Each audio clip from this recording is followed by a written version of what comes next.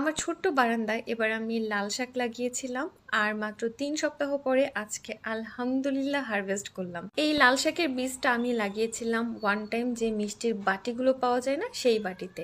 And দেখেন কি সুন্দর হয়েছে, মাশাআল্লাহ।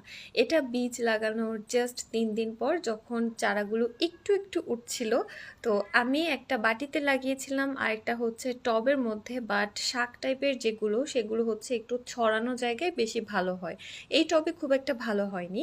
তো যাই হোক, এটা হচ্ছে বীজ লাগানোর ১ সপ্তাহ পরের অবস্থা, আর এটা হচ্ছে মাত্র ১১ দিনের দিন এইরকম বড় হয়ে গিয়েছে, ৪টা ৫টা পাতা হয়েছে। দেখেন কি সুন্দর লাগছে, মাশাআল্লাহ। আসলে বাগান করা একটা চোখের শান্তি, মনের শান্তি, যেটাই বলেন না কেন।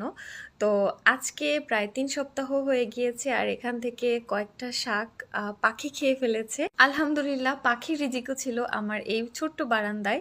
দেখেন তো, ইচ্ছা থাকলে কি না করা যায় বলেন তো। একটা ওয়ান টাইম মিষ্টির বাটিতে কি সুন্দর লাল শাক চাষ করে ফেললাম বলেন তো।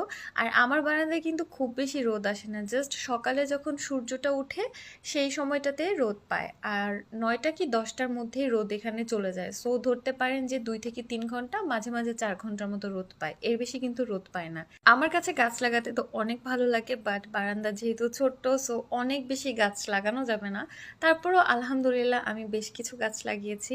আর এই লাল শাকগুলো মেনলি লাগিয়েছিলাম আমার যেহেতু একটা ছোট বাচ্চা আছে, আমি ওর জন্য শখ করে লাগিয়েছি যে আমি নিজে কিছু একটা লাগিয়ে একদম ফ্রেশ শাকটা বা সবজিটা আমি তুলে ওকে খাওয়াবো।